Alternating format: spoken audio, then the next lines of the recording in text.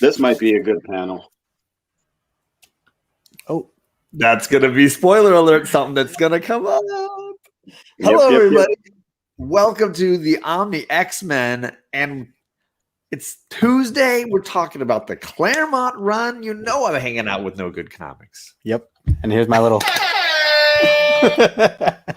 Sorry, I had to bring that in. That's for the awesome slabs I got behind me tonight.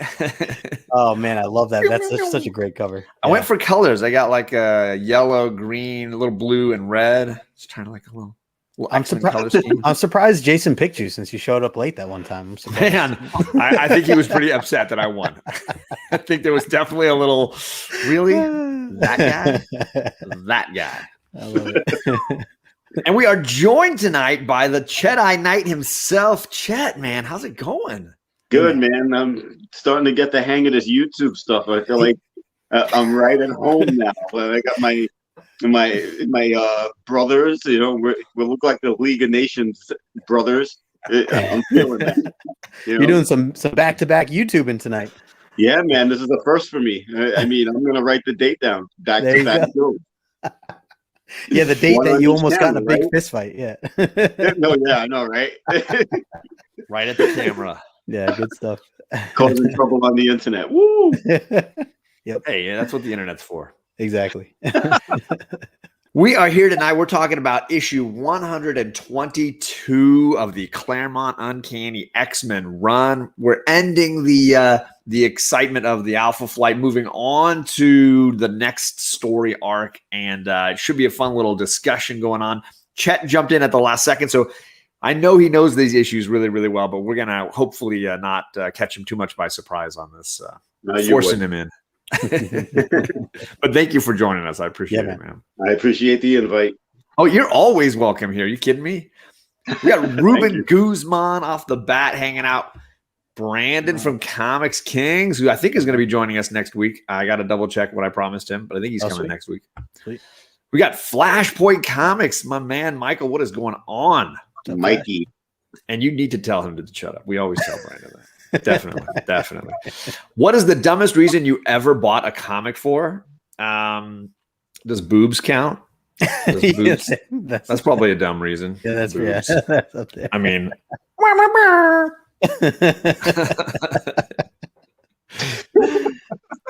my goodness. I mean, actually, it's probably a pretty solid reason overall. Of all the reasons, there's way worse reasons. What about you, Chet? Was there ever a dumb reason you bought a comic? Well, no, I can't say really. I think maybe when I was a kid. Oh, you got that book? Nah, I don't want it. Then I'll go buy it because I didn't want that one person to be the only person with that book. FOMO, right? FOMO is a good reason. It's a dumb reason. FOMO is a very dumb reason to buy a comic, I guess. Yep. Big time. Hey, my biggest stupid too. Okay. My dumbest reason is because I already own the book, and so I find myself buying it twice. Sometimes it's not good. It's a very bad reason. These days, that's not a bad thing. Depending on the book, right? Depends on book, yeah. Lasso says some people think this is the trial of Colossus, but it isn't. Colossus was once on trial for stealing a man's luggage. It was a briefcase. I love it. Beta Ray Jim, hello to you. I think we said hello to Jackson Roy Kirk, but we're saying it again. Yes, it was a briefcase. Hello, Grandmaster. How you doing? Grandmaster. Jackson Roy Kirk says, I know I can't go back in time, but I want so much to take Jean away and save her from what's going to come. That's fair. Desired Comics. Nigel. Up. It says, Chet is here. Chet is the man. I agree. Thank you, Lasso. I don't like you right now because you get to score more points than I do while I'm sitting in this high chair. So I didn't tell you Lasso paid me. Lasso paid me to have you on here. To keep inviting you. Is that what happened? Yeah. Oh my gosh. Desire says, look at these workaholics. It's a hobby. So I guess it isn't working. No. Well. Wait, what? We got Perry dropping my daughter's favorite emoji, which really freaks me out. It looks like the singer from Return of the Jedi in Jabba's palace. C3, how's it going, man? Good to see you. What's up, dude? Or see your emojis and chats. Chet is the man. I agree, TJ. Thank you, TJ. Why do you think I buy Wonder Woman? Hey, there you go. That's a perfectly good reason. Right? Same reason. I get that. Thank you. I'm glad you like the banana cover, TJ. I'm glad you appreciate the banana cover. It's a beauty. Justin, that was lame. Ouch. Shots fired already. That was great. We've been dodging bullets all evening long, boy. I'm not even. I was trying to be very subtle in that chat beforehand. If you guys missed it, Justin had a really fire discussion. Morbius was there. Chedai was there. TJ even invaded, which was my favorite moment. Was all of a sudden like TJ's like, "Give me the damn link. I'm coming." TJ, you're always welcome, my friend. Kicking in the door. I love it. It was like we were driving through South Compton for an hour. Very tense. Very John tense. knows what I'm talking about. John's from the hood. Isn't that Eddie Murphy's impression of the first black president running for president? He's like, "It's got to be moved. Got to be fast." Black man can't have a suitcase. Oh man. So back to what we're talking about, though. We're talking about X-Men issue 122. Wait, tell them about the prizes they can win, John. Oh yeah. Yeah. That's better. Yeah, let's reboot. Yeah, we have a giveaway that we are planning here, probably coming up here at the end of May, maybe. Probably. Where we're going to be pulling raffle tickets for an omnibus, the X-Men Claremont Volume 2 omnibus. Oh yeah, that Dark Phoenix goodness omnibus. Yes, sir. And if you want to be in on that, you got to answer trivia questions at the end of the show tonight. The questions will be about last week's issue 121 and the show that we did last week. So you can watch each week, hang around, and you're rewarded for doing so. We're also doing an X-Men mystery box, and Chet, he's offered up a slab at some point, which this is getting buck wild. I'm just saying. I'm just going to show them the back of the slab that's going. Oh man, what a tease! That's not a super new book. I know that ad. That's all they did. So you guys, hang around, answer some trivia, and you get on the raffle tickets. You get on the overall scoreboard, and it's going to get real. You can get ahead of Chet too. So that's the big great. Thank you, Justin. It's always nice to have you. What's up, Jennifer? Thanks for coming by, Jennifer. Okay, so for tonight's issue, real quickly, what were your thoughts, Justin, on issue 122? So I love the cover of 122. And there are certainly some great moments, I think, in this issue, but overall, it is not one of my favorites. It is certainly more of a filler. It is setting up for the next issue, which I really enjoy, or at least from what I remember reading the first time around. But this issue, it's slower, and there's a lot more dialogue in it, not so much the action side of things other than like the beginning. So I get it. There's going to be these times, there's going to be these low dips and introducing or setting up the new story. So I'm going to go and give it like a 7.5 for my rating. All right. And what about you, Chet? I know it's maybe been a little while since you read this one, but what are your thoughts on this issue? It's been a while, but I'm looking back at everything we've already read through. They've been through a lot over the past however many issues dating back to 110, I guess. Even if we go back as far as 108, 109, there's nothing but action for them, man. They're everywhere, all over the globe, in space. And now they're finally getting back into the thick of things. They just got out of Canada. They're trying to, slow things down, get things back to normal. I think this book gives us a lot of the personal sides of each one of them. If I remember correctly, we get Colossus's doubt. We get Wolverine's machismo. We get Cyclops' leadership no matter what. We get Storm exploring her new digs. What else do we have? We got a little Jean Grey. Jean Grey. I think then she's talking to Mr. Wingard as well in here. So there's a little bit of trickery shaping up. I think overall, Justin gave it a lower grade than I would give it because I think I felt something in regard to the characterization in this book. So I think I would have to go at least a 9.0 or 9.2 because of I guess, the prevalence of their characters on display everywhere in the book. So to Justin 7.5, and and that's Dude, you my spit on me, man. Come on, man.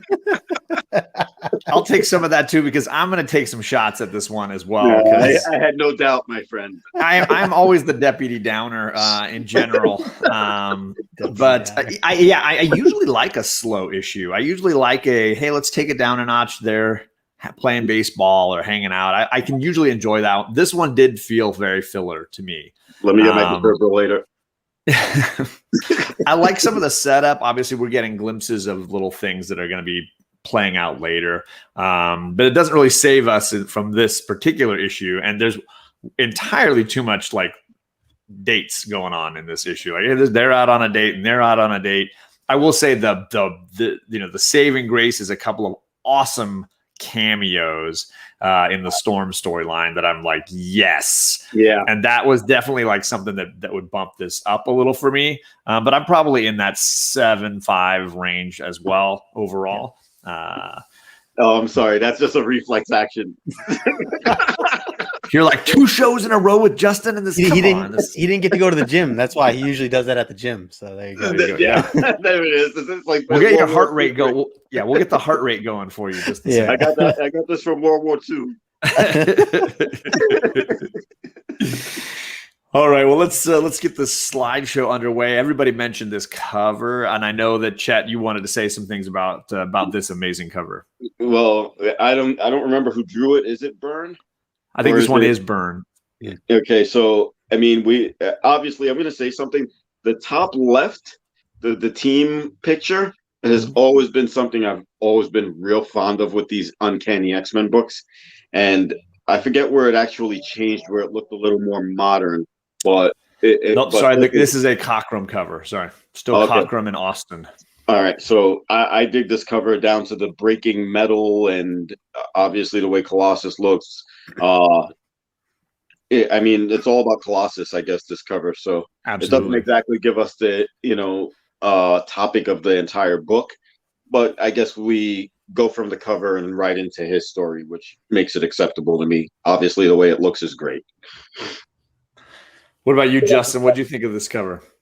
Yeah, this is definitely one of my favorite Colossus covers of all time, and I own a couple of this particular copy because of the cover, especially. I would have liked to see a little bit more of the story, include him later in the book. They never kind of returned to it, and I know we'll touch on that. But for what it is, and just how zoomed in we are with this, and Chet, as you mentioned, like the metal being cracked the way it is on the side, that is just so dope. And then you still see, Wolverine in the background. You have Cyclops up in the little window there. So, it's still very accurate to the scenes that we are, that we get introduced to. So yeah, I dig it. Yeah, I mean it's a very dynamic cover. I love the way they use the yellow and the yellow and the red pops off of Colossus, off of the title for the comic. I mean it's just I love even Wolverine like peeking in the background, like what is he doing? So the definitely angle of Wolverine's head as well. I mean, you can see his head is tilted up. You see the horns of his mask. They're shorter and back. I dig this. Yep. All right. So from there, we are back to training. You got Colossus there working out, exercising with this insane contraption that I don't know how you ever use it outside of Colossus's ability. This machine, unless it's their garbage compactor for the entire facility. There you go. An amazing. Look how much energy came into building this machine, whatever it is. Like, look at all the moving pieces. I love the guys up in the booth watching, just judging him. Like, see, he's not even trying hard. Look at him. This is pathetic. Looks bad, Psych. He ain't even trying hard. Is what Wolverine's saying. Hilarious. And Cyclops says he's in tip-top shape. This is inexcusable, basically. Yeah, a lot of shame, a lot of shaming going on here. Well, you got to figure, if I may, Colossus. I mean, he's been through a lot in the past several wars. So he's gotten abused. He's gotten thrown around by Magneto. He's gotten beat up by the Mandroids. I said Mandroids.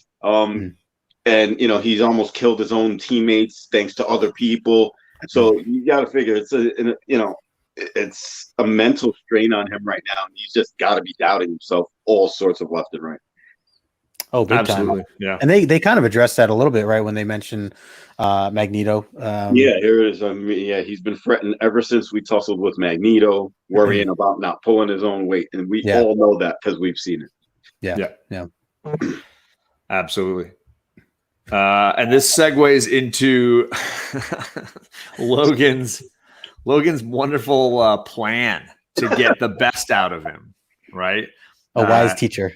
Yeah, so he pops his claws right into the device, which of course, like, I mean, I don't know how he knew exactly where the weak spot was in the machine, and that he needed to stab it instead of just hitting a couple buttons. But he stabs it, and then climbs right into the machine with him. I love it. Yeah. The Logan School of Coaching is open for business. Well, John, as a teacher, this is how you teach, right? I mean, by example. And absolutely. That math problem's hard. Well, now you're going to do the whole chapter. Suck it. Mommy, can we transfer? Yeah, well, now your back's going to hurt because you just got landscaping duty. So yeah, I think this was hilarious. I also think it's hilarious that Cyclops didn't notice. Like, I noticed shooting his claws into this thing and walk out. Look at the steam, the smoke coming out of the machine. He's like, "What did he just do?" But Cyclops has been having a rough few issues, so we're gonna let that go for now. And then so he just jumps right in there, and Cyclops is like, "I can't fix it. Wolverine sabotaged the controls. The press is at full power, Colossus. Either you stop it on your own, or you'll both be squashed." And then Justin mentioned this panel of Colossus just crushing the machine or breaking it by being able to extend his arms. Yeah. I just love that this was like his connection with finding his truth strength and obviously proving the point of what Wolverine was trying to get out of him the entire time. And I just love that one panel where he's that's Colossus, that is what we picture. And that part nails what we saw as the cover. Even on the first page with the first panel, while he's pushing the walls apart, you can see like the little shuddering, like the shiver shakes from him straining to do it. I mean, come on. I mean, he's obviously just holding himself back, and I think that's what this is all about. That's the trial. Yeah, it's in his head. Yeah. So of course, everyone is kind of shocked and impressed that not only Colossus could do it, but that Wolverine was able to effectively coach him through this hard spot. I think it's then Chet, you mentioned before we went live about Cyclops's reaction is basically just to give him the toolbox and say, fix it. Pretty much. That's exactly what he does. I mean, Wolverine's got a cigarette in his mouth. He just finished sitting through an ordeal with Colossus after he sabotaged the machine. You break it, you fix it. Yeah. I would have just said, why not just give Warren Worthington a call and have an electrician come through? There you go. Or just buy a whole new thing with all his money. The wall too, right? Hilarious. And no respect though for Wolverine achieving the ends. Like everybody's just like, yeah, right. There's a lot of shaming of Wolverine in this bit. And I honestly would not trust him to fix a machine like that. No way. It's just going to make it worse, if anything. Absolutely. They probably said it so if Cyclops walks in there, it just slams up immediately.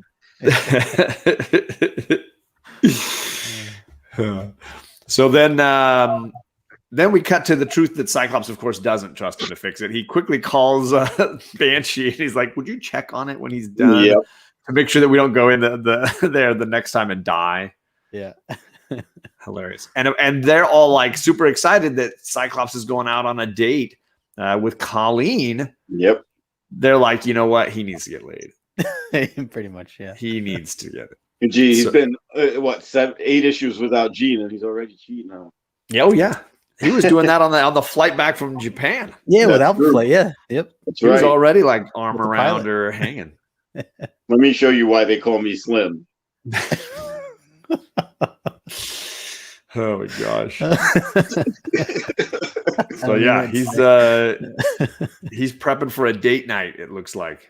And I like finally see Nightcrawler in some other uniform there. He's got like the full work gear. yeah, He's a mechanic. right now. Yep. They're fixing the Blackbird. So there you go. Yep. And then yeah, I adore this panel. I think Chet, you were just holding it up a little bit ago. Yeah.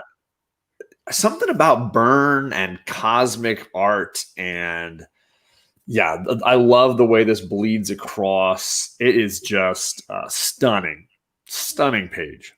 He uses like, I guess, black galaxy backgrounds, like to blend in with blues, and I love the way he does this. And I think at this time, I think he and George Perez nailed every aspect of space when it came to drawing it, at least. It always looked full and happening, you know? And I guess in this, you can absolutely see that. Yeah, I also like how Cyclops's visor is drawn. I feel like, Chet, did we talk about that last time you were on issue 104 or something like that? Yeah, you and I said that this is the version of the visor we like the most, I think, if I remember correctly. Yeah. I feel like he always nails it. And and that's just a great shot of that. And then, as you said, John, the way it bleeds in to the universe side of things, that really caught my attention. So yeah, absolutely. What's up, Azores? Azores. And aggressively relaxing. Hello to you. Hey.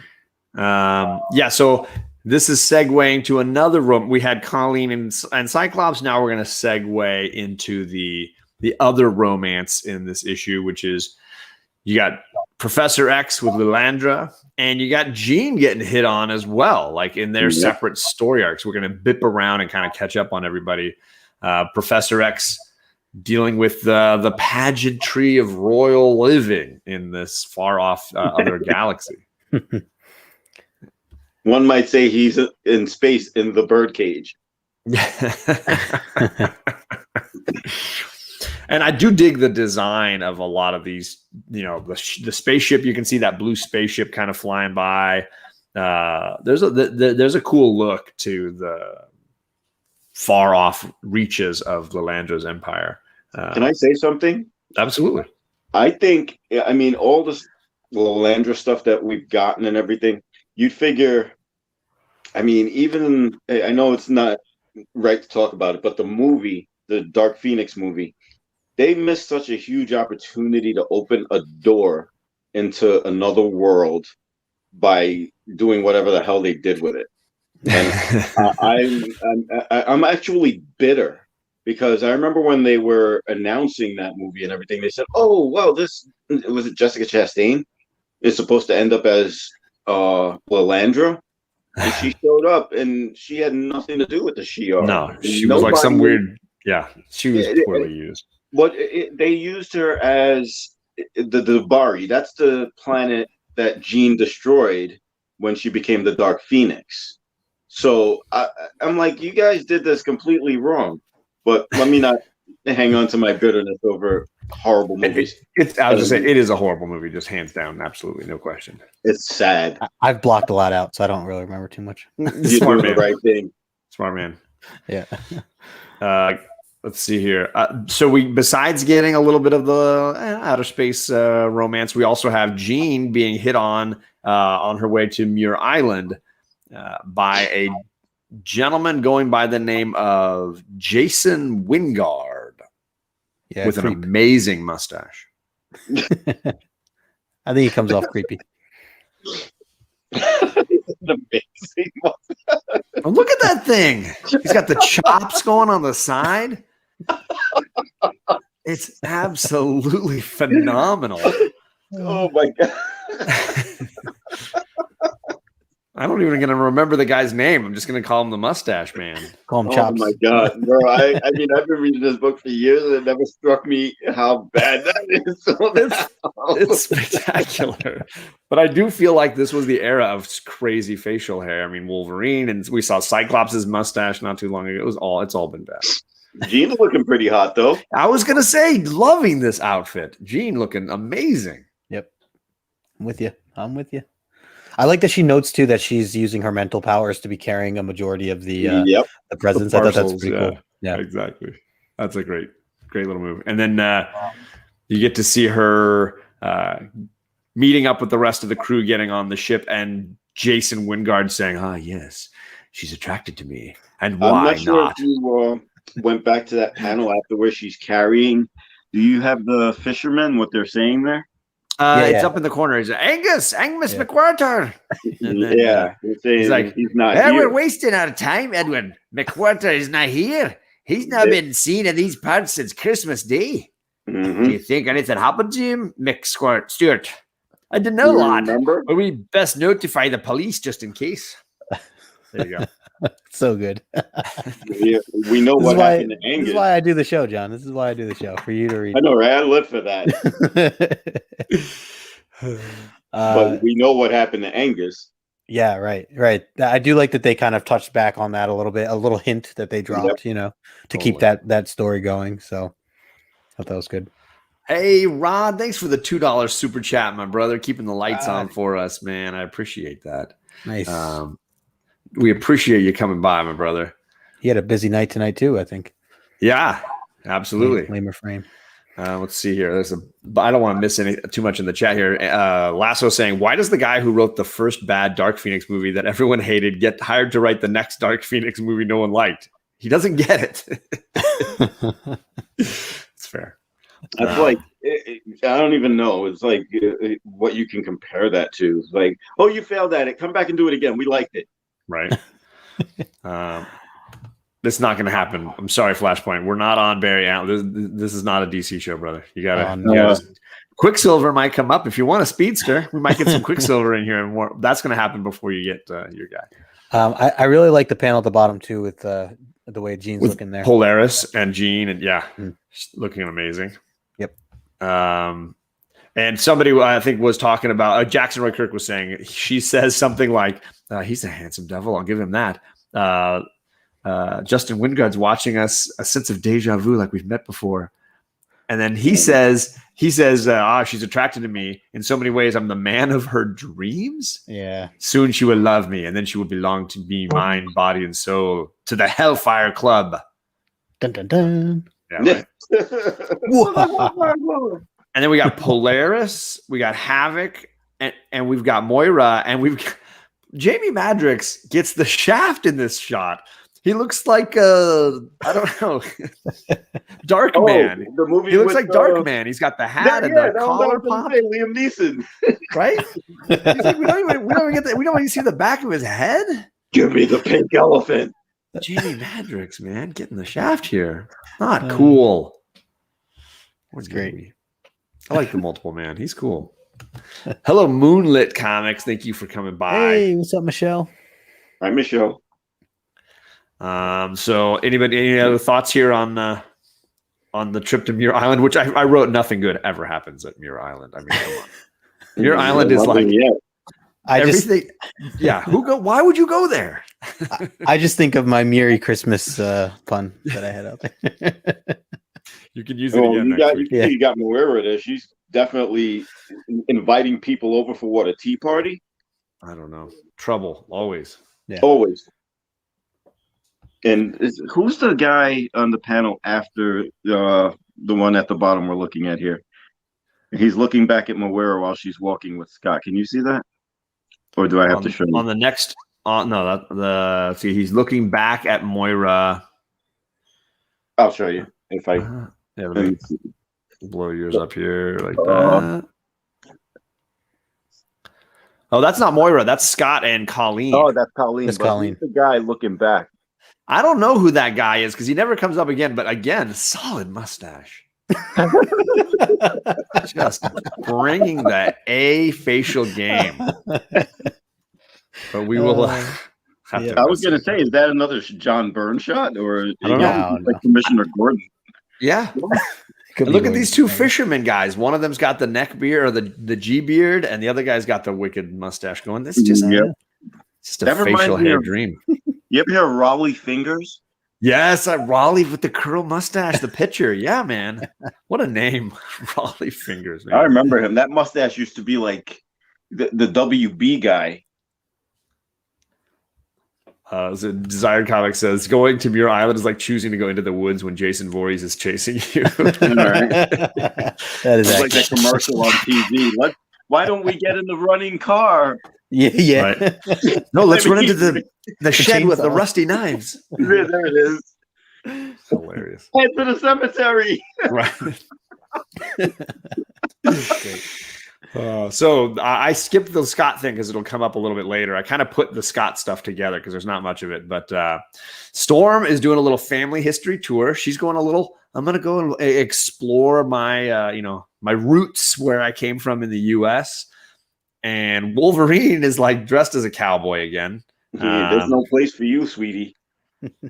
And he goes, and Wolverine's going for a drive, and he spots Mariko, like she's now in New York, and that was being bustled into a building where he's being locked on the outside, like he can't even get in to talk to her. So now there's a little romance for everybody. Mm-hmm. Well, I like how he's like so concerned about Storm, and then we don't see him again for that part. Like I really thought this was building up for like, we're gonna have another part of Wolverine coming and tearing it up or something. I think in this case, I think what they did was really cool because she's going to check something or look around, and she wants to be by herself. And she can definitely handle herself if she needed to. So I think, him leaving her alone says a lot. Yeah. Cowboy Wolverine. Gotta love Cowboy Wolverine. This was like a Valentine's Day issue. Fact. Eric's on right it. on. Right Absolutely. Over under. What do you got? Sorry. What are the odd makers here? Did Wolverine actually fix the Danger Room? Oh, nope. Hell no, right? The man is probably on fire. He's out on his date the same time Cyclops is out on his day. Like, there's no way Wolverine had the time to fix that thing, right? I wish they, Maybe if Sean anything, called him and said, Scott called me and told me you messed up. I got this. Go out. Go have fun. My auto mechanic has this sign that says, the hours per, the cost per hour to work on your car. And it's like $20 to work on your car, $40 if you're going to watch, $60 if you've already worked on it, right? And wow. I could just see Banshee being like, you're just gonna say, just don't even touch it. You're gonna save me a lot of time and money. Like, just don't even. I'll do it. Like, I'll just do it. You're gonna make it worse for me. Just leave it alone. I wish that they showed or elaborated a little bit more on what Wolverine would have said when he did give him the toolbox. I could see Wolverine saying something sly and then literally throwing the toolbox in the trash, or something like that. It's not even going to do it. So I can't decide if it's Wolverine just not doing it and Banshee doing it, or if Banshee telling him, "Don't freaking touch my Danger Room computer. I'll take care of it." Yeah. I can't decide which one. So Storm, goes to find her old apartment, the brownstone. It looks like maybe where she grew up. I can verify that the neighborhood and the particular street she's on, at one point was that bad. Yeah, I mean between 127th and like 141st, maybe up to 161st, because that's what Smelly Yankee Stadium is. Okay. Excuse you. I'm sorry. That's once again. But that whole area, quite suspect and quite as filthy and unforeboding. It just looks bad, and that's what I remember about that area. But despite that, people are dressed spectacularly well. Well, we do know why, right? Look at that guy in the pink hat. Come on. What do you think his profession is? Even the old he's a magic probably working for him. He's probably a comic book collector. Come on, stop it. He clearly works for the Joker. I mean, let's just be honest. He just came from Gotham. Yeah. And behind him, you got the guy in all orange. I feel like there's something going on, and the woman looks like she works for Captain Cold. She's got the fur and the hair. Yeah. And my favorite part about it is look how Storm is dressed for this. She's standing out like a light bulb in a Oh, and molasses. She's just like stunning. walking around this place, like the queen of it all, and everybody's like, "What is this lady?" I mean, they would be looking at her no matter what. She should be wearing a trash bag, and they'd be looking at her. Yeah, she gets a reality check in this issue, though. She does a little bit. She does. I like a lot of the thoughts that she's having going through, like because it really is a pretty far off memory for her to go through it, and she's getting a bit of a wake up to the crack den that is her house now. Yikes. Just her description, the air smells of charred wood and smoke. Yeah. There's been recent fires here. You could smell it. All that stuff she's noticing. Yeah, she walks in there very confidently too, which I just feel like it would be a lot darker and I would be creeped out, like even like sneaking up there, I just wouldn't I mean, that's why she's a boss though. She can do that, I guess. That's why I love her. I love that the of all the decorations, all the like garbage everywhere, there's a kiss poster on the I knew wall. you were gonna say that. Come on, Knights in Satan's service, right here, right now. For real. It's like there's no way that's the music poster on the wall in that place. There's no way.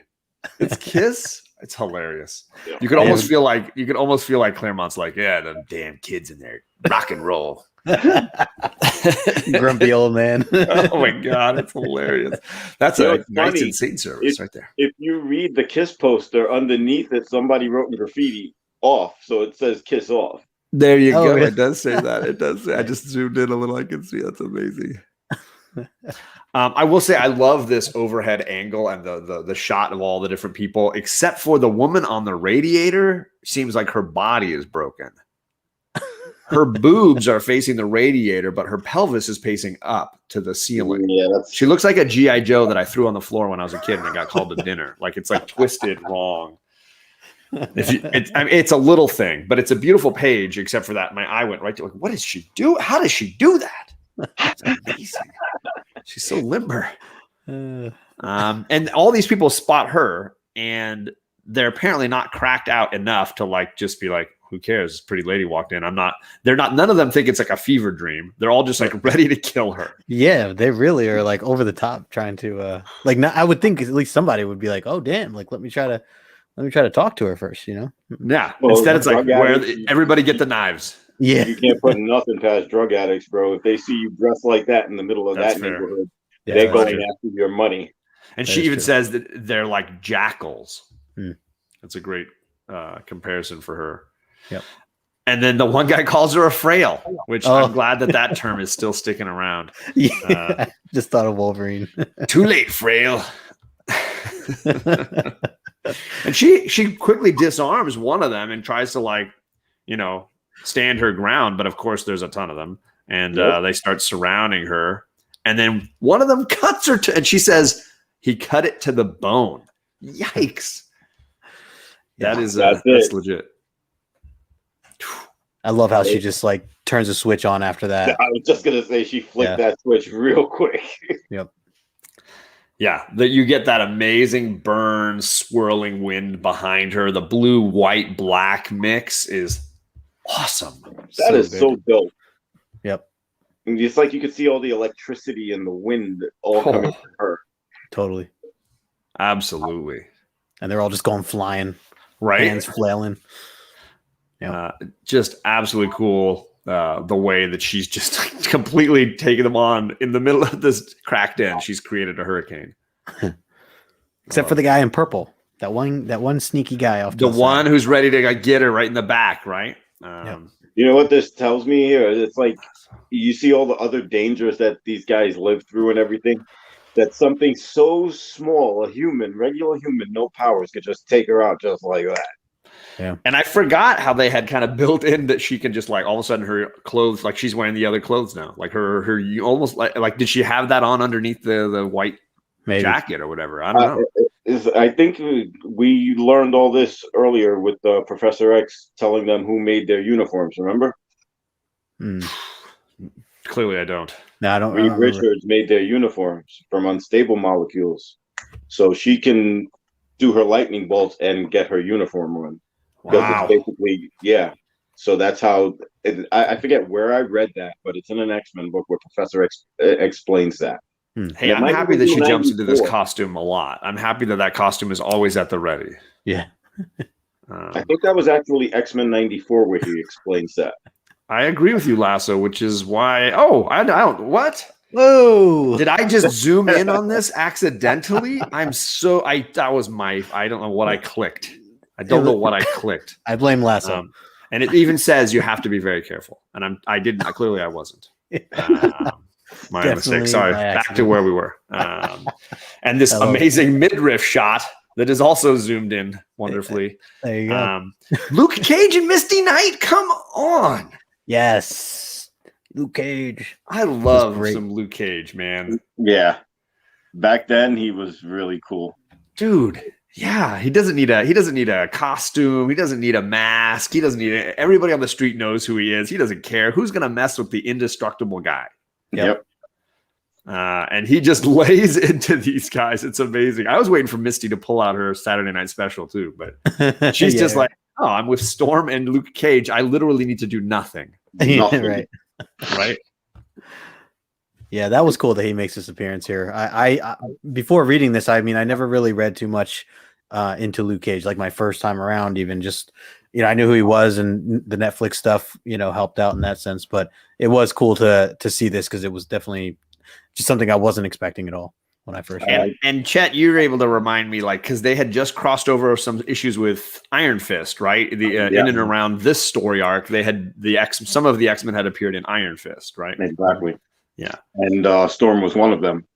Have either of you actually read that Iron Fist book? I haven't. Was this during the Power Man and Iron Fist series, or was this just right? It is right before. But at this time, Luke is in this book. Luke is already paired up with Iron Fist by this time. But back in the Iron Fist book, there's no Luke Cage yet.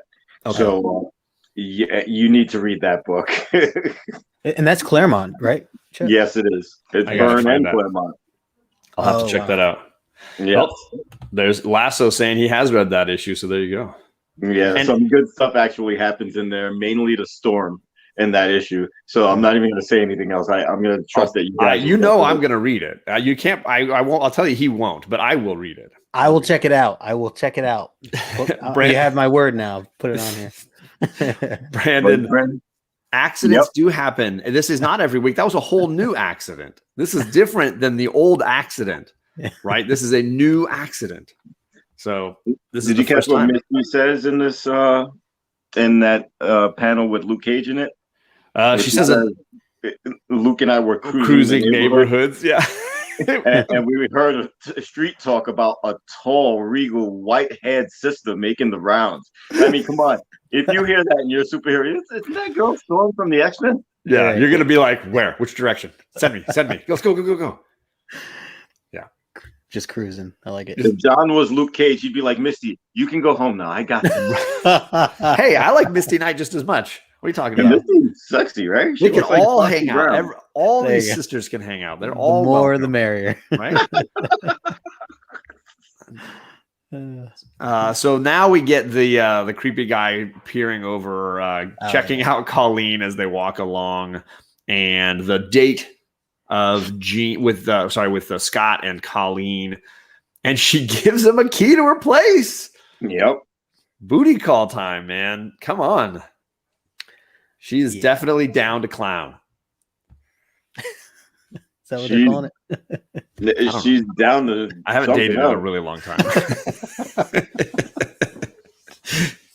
It's like, so I'm coming on 20 years. Let's just be honest. So yeah, I mean, I still feel like this story arc makes little sense to me. I can't see Scott as the guy who moves on this quickly and is that in any way interested this fast. I feel like this does irk me, and I almost want to just skip these pages and keep moving personally. Well, you got to figure they're trying to, I mean, after everything they just been through, he lost Jean, supposedly. Right. They're maybe just trying to say that life goes on and you got to pick up the pieces and you just go forward. Obviously, he gets a lot of setbacks because she's not dead. We know that. And, I guess they take the different direction from there. I mean, I can see that they're setting up drama where Cyclops' emotions are torn when he finds out that Jean's still alive. And there's all these things they're trying to set up, but it just feels a little forced to me. And I don't care. I want the real drama to be with Scott and Jean. And who is this Colleen? Get out of here, Colleen. What are you? It's like John Walker on Falcon and the Winter Soldier. It's like, who are you? You're not Captain America. Get the hell out of here. That's the real Captain America. You don't talk about him. Right? Not at all. Isaiah Bradley. You want to sell me on Isaiah Bradley? You might sell me on that, but you're not going to sell me on no John Walker. Oh my God, bro! That guy's batshit crazy. Sorry, a little off track. So yeah, Scott gets the key, and he's clearly going to use that later. I love his look. He's like even his glasses are like shocked. They're like shining yellow light sparkling off of his glasses there. Another place to play Cyclops. I mean, you gave me a key, TJ. You don't have to judge me by the same standard. I'm just saying that's how I took the key when you gave it to me. I'm just saying. We call.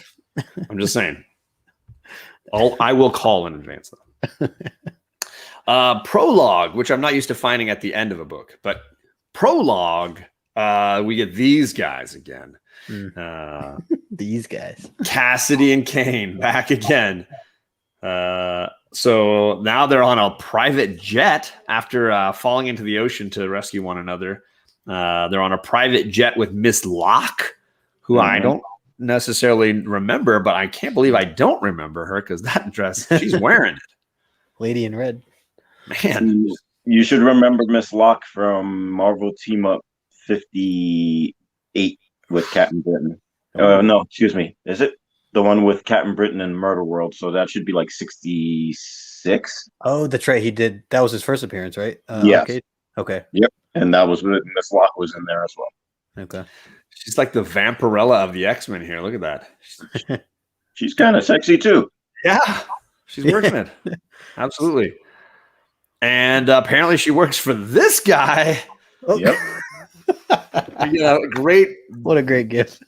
Final page villain reveal. Nothing says Marvel like a final page villain reveal. Wow. And there's Arcade. It's the Joker, right? With the most ridiculous freaking costume ever. Who looks at that guy and is like scared? Look at that tie. That tie. I almost want it to like spin. Maybe it does, John. Maybe it does. You know what he needs? He needs a mustache is what he needs. I'm in. That would certainly help distinguish him from Banshee, like people think on that cover in the Carnival Barker cover. That's right.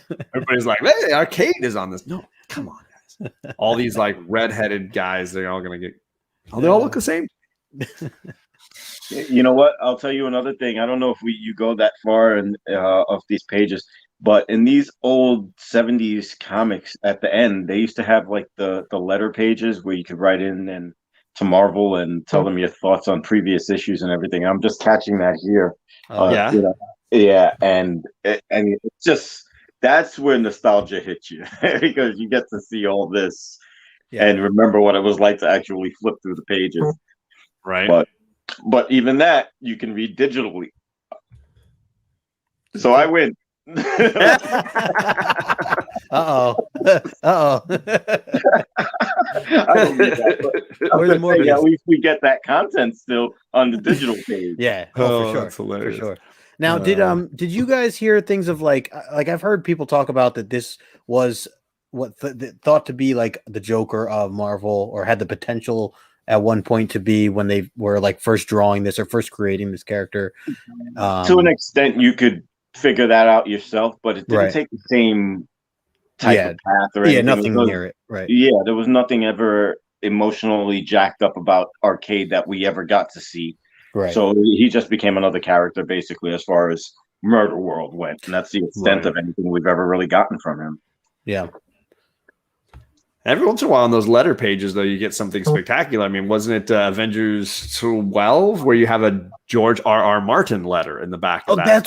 that's what I was trying to say before. That's Chet. yeah. Avengers Yeah, 12. so Avengers 12, young George R.R. Martin, way before Game of Thrones, wrote, because he was famous for writing. He wrote like I think he had 3 different letters published by Marvel over the years. He had one in Fantastic Four, and so it's kind of fun, like what you might get in one of those issues. I love that Avengers one. It's like that Avengers book is already awesome, but you throw that in, and it's like, okay, well, that's a freaking fire book now. Sorry, we're on this GIF a little too long. Let's get to the money side of things here. As far as I know, this is the first time the Hellfire Club is mentioned in comics. Am I correct in that one? They mentioned, I would think you have to be right. Jason Wingard says it kind of offhandedly. So there's that. This is called Colossus's origin issue, and I take a little bit of umbrage with that because I feel like he got more origin story in Giant Size X-Men 1 than he gets in this issue. So I don't get that claim. I don't buy that. They also, if you don't know, they misspell his name, although it's not a huge, like, horrible misspelling. Nikolaevich, his middle name, right, is misspelled and later is spelled differently. And it's kind of like Elektra in her first appearance in comics when they misspell her name on the cover. That's a much bigger mistake. That's a way bigger one. Way bigger one. But this is just, another fun little right. Here. But really not a whole lot of spec going on this particular issue. Wait, so who calls it an origin? Is that CGC? Is that labeled by CGC? Yes, I think it's on the CGC label. It says Colossus is the origin of Colossus. Yeah, that's not accurate at all. That's not accurate at all. Yeah, I'm surprised. And I know that's just glitz to make it seem like the book is important, if you're asking me. I went on a couple of websites and on the Key Collector app, they all say the origin of Colossus, which is ridiculous because you don't get any flashbacks. He talks a little bit about like where he came from, but it's way less detailed than in Giant Size X-Men 1, which is right, where you see him rescue his sister and everything. Yeah, you meet the family. Yeah. There are no 10.0s and 9.9s for this book. I have recently seen the signed copy that I'm trying to get, but somebody has it on eBay and it's a 9.8. But there's no way in hell this book is worth $2,100. Oh no! Yikes! I remember seeing it for like $350 like last year in a 9.8. In a 9.8, you had said, "Yo, Chet, yo." I didn't. I remember. I almost bought it. I wanted to. This was a great cover where I felt like would be nice to have in a 9.8. I had it, but I had it not signed, so I sold the not signed copy. And buying a new copy of it seems to be a harrowing experience because I can't find it. And when I do find it, people are asking for, I guess, your mortgage for the next 30 years. Right. Because I mean, seriously, $2,100. There's no way in hell this book has sold recently for anywhere close to even $800 or $900. So that's somebody trying to rip you off. Yeah, so much of that right now. TJ, you don't even know what book it appeared in, or do you? Do you know? Is it just not knowing which issue, or do you not even know what title it was in? Because it looks like he's had some letters that were published as well. That's pretty cool. Because I would be down to search through all the digital versions of X-Men if they've got I don't know if they have the letters pages digitally in the Marvel app, but I would be down to look through them and try to find it for you. I'll send you the link to the app I use, John, because they're not on do you think the Marvel Unlimited app doesn't have those pages? I don't know. I use it, but I don't think they do. I don't think they do. Yeah, I don't think they do. I don't remember. Does the Omni have them? I think the Omni has them. The Omni does. So then I could just use the Omni. I mean, that's the whole point of buying the darn thing. Wow. Yeah, the Omni has them. Omni's got them. Look at that. If they're in an X-Men book. So a 9.8 is listed as 400 by last week's pricing. A 9.6 is 120. So there's a nice jump there. There's almost a 4 times, little 3.5 times. Yeah. There are 125 9.8s, 270 9.6s, 220 9.4s. So because this one isn't spec'd as bad as the ones right preceding it with the whole Alpha Flight stuff, this one's definitely a more reasonable book to get. But I think it's a less ridiculous book by comparison.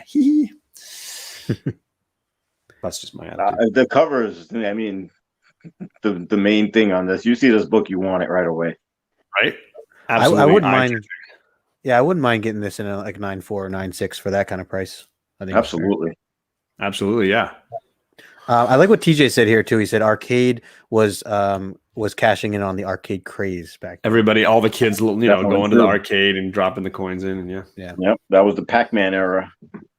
Not sure which books, but the name I went by then was Tim Toller. Okay, I'm gonna keep an eye out for that. Just so you know. Me too. You know, so it didn't say Slab Dragon, is what you're saying when you wrote it, and you didn't. Okay. I'll keep. That's why I didn't find it. All right. Anything else you guys wanted to say on this one? I guess we know who our next villain's going to be. Right. In 123. The way they introduced him in this book was subtle. It was, on a grand scale, though, for this book, I'm going to say that I like the fact that we got a little bit more in depth in regards to personalities. These guys are actually starting to care about each other again, and you could see it. They're, exploring each part of themselves where they're out on dates and Storm's checking her past. So we're getting a better picture of who they are in this book, is what I'd say, even though it's kind of rated low by my partners here tonight. I just think that this book should be given a little bit more credit than it's gotten this evening because of the characterization and the growth of it. Sure. Yeah, I think that's fair, Chet. I think it was more about, for me, because I do appreciate a lot of the smaller mid stories that are put together to build character. I think for me, it was just like there was no main storyline, and I guess I felt like I was expecting like a main storyline with the way Byrne would and Claremont would just have like these random side off stories, but Yes. the whole issue was like a side off story in a way. But I mean, it probably should be higher than what I've given it with that, re-breaking things down, because I do appreciate a lot of those little things, just like how we talk about like the Christmas stuff and the baseball outings and things like that. I those are some of my favorite things. But a lot of those had like those main story points along with it as well. So right. It's a little mix of both. Does that make it any better? Oh, sorry. No, wait, wrong show. Sorry. I was like holding my breath here. It's got to be for Brandon. I would not delete that out of a slideshow. So I was gonna say that. But now we got a new one. Now we got a new one. Now you get a new one. Yeah. Zoomed in for you. Like, John, you know how long it took me to design that beautiful slide? Oh man, so we are almost perfectly at that 1 hour mark when we like to jump to some trivia. Yeah, catch my breath. Hey, we're getting your heart working. We're getting some. I was saying in my head, "Oh shoot, we actually made it!" Sorry, surprise. Donnie, what is up, man? Thanks for coming by, Donnie. What's up, Donnie? So we got 4 trivia questions. We're looking for the first 2 correct answers and the funniest answer. The first correct answer gets a raffle ticket to win the Omni Volume 2. And you get 2 points on the overall standings. The second correct answer gets 1 point on the overall standings, and the comedy answer gets 1 point. And when we draw winners for the Omni, we will pull the winner. And if that is the person who's got the highest standings on the overall scoreboard, then they're out. And the second place person wins the prize pack from me. And then we'll have to probably pull another name, I think, for Chet's prize as well. So we'll probably pull 2 names from the raffle tickets, and then I will give whoever's left at the top of the charts, I'll give them the giveaway box. So we have 3 winners. Yep. Nice. Like Very you said, exciting. probably by the end of next month or so. I was going to say somewhere towards the end of May, just so that whoever gets it can be ready to read along with us when we are feeling like firing up Volume 2. Yep. Very cool. Yeah, because this is a show apparently with legs. I got enough Omnis that I can be doing this show for years. We're still on Volume 1. It's been almost a year, this show. So it's ticking along. So we have some questions about last week's story. Did you want to go first, Justin, with your question? Yeah, sure. First one for me is, who was the special cameo from last issue that we saw in the book, and it had taken place during a restaurant scene. There was a restaurant scene, and we got to see somebody that cameoed in here. He was sitting with a lovely lady. But if you can name that individual, that would be what we're looking for here. We would like a first and last name. I should clarify first and last name of who we see here. So who cameoed last issue? Who was dining in Canada? Yes, exactly. I see one correct answer. We need first and last name. Remember, first and last name. First and last, please. Right now, Chet's like, God dang it. I feel like this sets up for a pretty. It could be something funny. Somebody could add something pretty funny. All right, there we go. I think we got our Jackson Roy Kirk coming back strong. Okay, so I got 2 points and a raffle ticket for Magic Lasso. A solitary single point though for Jackson Roy Kirk. Yep. Who is catching up with our guy Chet here. He's right on your tail for second place. Chet, like, damn it. I'm ready to burn that trail I'm leaving. I'm gonna go with TJ's Grumpy Cat. Whoop. Grumpy Juan. Cat. Don Juan. I saw Don Juan. Listen. Hint, it wasn't Diana Ross. It wasn't Diana Ross. Tragically. For shame. Yeah. My first question. My first question is, well, when the X-Men arrived at the arena to find their captured comrades, somebody spread magic dust over the entrance to the arena. Who spread the magic dust? So cool. Always got to add those quotations. There's a lot of funny answers to that. Who spreads the magic dust? Yeah, it's the that dude. The Magic Dust Bay. Salt Bay. Salt Bay. Make it rain. COVID-19 did not. No, come on. I got the same 2 winners. I got Lasso in first and Jackson Roy Kirk in second. Yep. At this rate, he's going to pass Chet if he keeps pulling those moves. John, I know where you live. I'm sorry. Sorry, no, you've got a strong lead. There's no chance. Glinda the Good Witch, the Tooth Fairy, Candy Man. Oh, I like Candy Man. Sorry, I only said it 2 times. I won't say it again. I'm going to go with Desired COVID-19. Desired. Nice. Spreading the magic dust. All right, back to you, Justin. All right.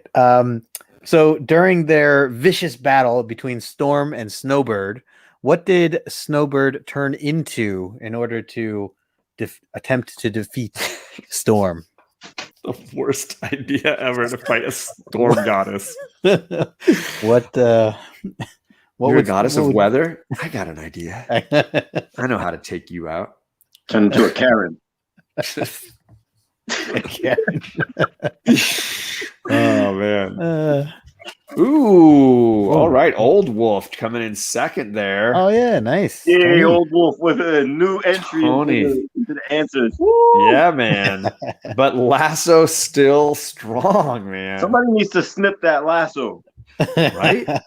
Lasso with another raffle ticket. Unreal. Chet is just dying. Chet is like, let me get in there, man. I'm gonna come up with some really hard question that is just gonna throw Lasso off next time. Next time I didn't realize I was gonna be on tonight. I would have came up with a question. Yeah, right. TJ said the owl from Harry Potter. If you can't tell me the name of the owl, then I'm not gonna give it to you. If you don't know the name of Harry Potter's owl, then you're out. TJ. I can't say I know. You don't know it? I was gonna say Hooter. That's a great name for an owl. Yeah, I would think, right? I'd love to hear people calling it Hooter. Hooter. Oh my gosh!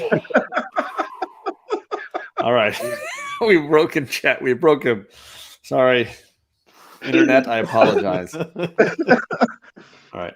Well, this question, my final question, comes from Chet himself. He mentioned it before we went live, and it was a great one. Nightcrawler decided to plant a little kiss on somebody during the melee that was occurring there at the stadium. Who did Nightcrawler kiss? Totally inappropriate. Yes. And we need proper spelling because I've been penalized in the past for it. Well, the one time you wrote someone's initial letters, and that just you can't do that. What did I say? I said Mystic Knit or something like that for Misty Night. It wasn't my fault.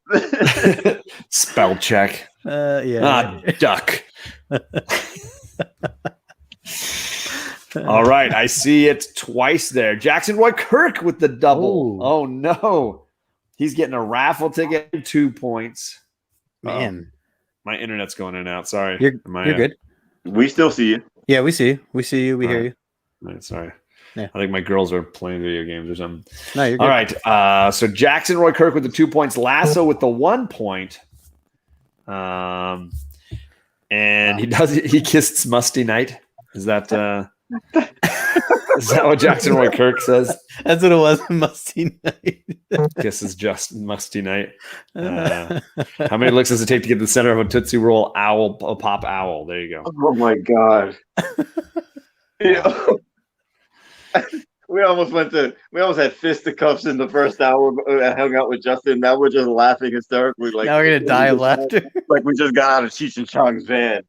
Oh, this is getting buck wild. This is getting buck wild. Great. And my internet is going all over the place. So hopefully I'm not all. You seem not at all. You have not skipped once. Yeah, you have not. Wow. Skipped Okay. once. Good. Okay. Well, then I'm going to act like it sounds fine because it doesn't. Yeah. You guys sound like you're a It Tron. does. We hear you just fine. So Justin, what do you got? Anything you got coming up here? You want to let people know about? I know you just had a great show just a few minutes ago. But what do you got coming up? Yeah, so of course we got our tag team Thursday. That's always a fun time, and I'm really excited for Saturday. I have 2 shows again back to back. I got to stop scheduling it like this, but my first show is Origin. My Comic Collector Origins is at 2:00, and it's going to be with Reggie Collects, who I'm very excited to have on the channel for the first time. So if you guys are free, swing by the channel, check it out. I think it'll be a lot of fun. He's a great guy, and I'm just excited to talk and hang out with him. And then I'm also doing I'm doing a book club with Victoria from Read Across the Stars, and we're gonna be talking about John's favorite current read, which is Batman. So we're very excited about that, and yeah, just joking. John does not. Yeah, he feels a certain way, but we are talking about Tynan's Batman. It's 86 through 94. So if you guys want to swing by for that, anybody that's a Batman fan, swing by for that. There you That's go. what I got going on. Yeah, the only Batman I'm enjoying these days is Batman Black and White. That's been about it. There you go. That's all right. That's fair. I'll take it. But which is that's a pretty I'm gorgeous. far behind on Batman. I think the last Batman I read was like 92. Oh, you missed Hush. Got to read Hush. Hush was great. Hold on. Yeah, wait, are we talking about the same Hush? Jim Lee, yeah. Oh, I've read all that. That's early 2000s. Right, but I thought you were talking about Batman. Oh, you mean issue 92? Issue 92. Oh, I thought you meant like okay, yeah, the recent run. Yeah. Yeah, so the last one I read was 91, 92 was the last one. That's what we're talking about. 108 right now, right? Yeah, that's what we're going to be talking about on Saturday. Okay, the Tinian so I'll run. catch up to you guys hopefully by then. Yeah, the Tynan run. The Tynan run. Yeah. Gotcha. Chet, do you got anything coming up? Anything that you're going to be doing? Are you going to be coming back to join us in any of the next couple of weeks? Can we steal you back here? I'm actually part of a growing comic book club called the League of Collectors right now. Oh, I saw that. Yeah, we've been starting to grow it a little bit, and we're getting members, and we're doing our posts, and we're starting to come up with our own little niche, so it's starting to flow a little bit. Nice. Other than that, I've just been hopping around the comic community, reading. I haven't been reading a lot, but I've been trying to catch up recently, and doing these shows always keeps me interested in the flow of things. So I'm really appreciative of you guys. It's really, like I said, it's an insurmountable fun that I have here. Even though it cost me a night at the gym tonight, I'll blame Justin for that. But just go eat some pizza, man. Go order some pizza. You'll be good. I haven't eaten pizza since like 2008. You haven't lived, man. You haven't lived. Yes, I have. Stop it. He hasn't eaten living, pizza. Okay? He hasn't eaten pizza since Saturday. That's all I need. Yeah, Saturday. Yeah. It's been almost a whole week for him. Oh, believe me, I see his posts, bro. I see his posts and I get in his ear. He does. He gives me crap. I see. Then I'm the other side that sends him the heart eyes, where it's like, Yeah. I wish I could be eating that. Sounds like the more devil of on this, one more of shoulder this. and I'm the angel on the other. Exactly. Right. I'm not really What? encouraging it. I'm more just jealously looking. Yeah. That's how I have to look at it because I can't eat that way.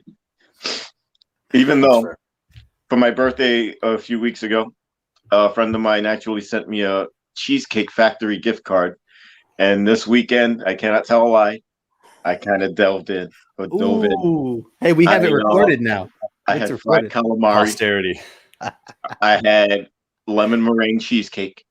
Oh, I had turkey breast sliders. So I tried to be as healthy as I could. That's a lean meat. Yeah.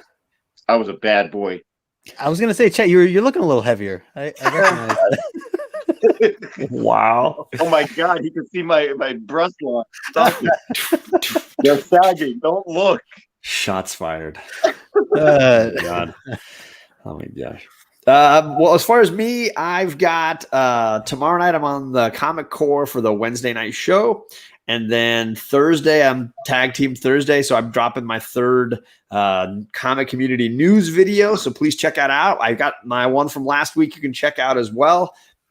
Giving you some good information on what's going on in the comic community.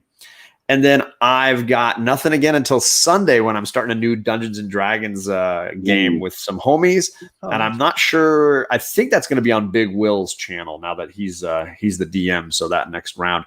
But if you want some Dungeons and Dragons, if you're itching for some of that with comic community members, we're going to have Old Wolf, who's in the chat. We got myself. We got White Whale Comics, Big Will, and JP Budget Collecting. I'm probably forgetting somebody, but Daymares. How am I forgetting Daymares? So we got a whole crew of comic community members playing Dungeons and Dragons, which it might be boring to watch, but it certainly is a lot of shenanigans. Nice. Next week, we are back on Justin's channel for issue 123. And I realized I got Brandon booked for issue 124. So we might look for someone to join us for 123 next week. If Brandon wants to double down or if Chet wants to come back, definitely let us know. Or maybe both of you guys, we can double up. That'd be cool. Be like Marvel Team Up. I'm saying it's the highs and the lows on one channel. I won't let you decide who's who. So thanks everybody for coming by, and make sure you subscribe. I got the links down below, and then we'll see you back here in 2 weeks, but back next week on Justin's channel. Can I say one thing before we leave? I mentioned the League of Collectors. If any of you is interested in joining a very active and fun comic book group, look us up, the League of Collectors. If you want to contact me directly, I'll send you the details on how to get yourself in and involved. Is there a social media platform that you guys are on, or we're on Instagram? So just go right to League of Collectors. You punch it in, you'll see us. Boom. And give us a ring, and it's a fun group already. We've got a lot going on. Oh, that's a great question. Lasso's asking, where does the annual fall in this omnibus? Because Chet is joining us. He booked that annual early. Annual number 3 falls between issue 125 and 126. I almost said 124 and 125. Okay. So Chet will be joining us for that on May 11th. Lasso, you're still booked for issue 130, which will fall on June 15th. I had to put all the dates on here so I knew exactly when and where we were doing the rest of this. And I haven't seen Climbing Comics, but Climbing Comics is booked for June 8th, the issue 129. 129. That's my birthday. So that'll be good. Oh, so we are like we're 2 weeks apart. Yeah, we're just a few weeks apart, you and I. And they both land on Tuesdays. They're both on Tuesdays. Look at us. That's phenomenal. We're going to get to share birthdays here on the Omni show. This is phenomenal. I tell people that's why John and I made this show, is because we planned that we were going to have celebrations of birthdays and X-Men. And we will finish this Omni right there on my birthday. Yes, wham. That's how we planned it out. Like gravy.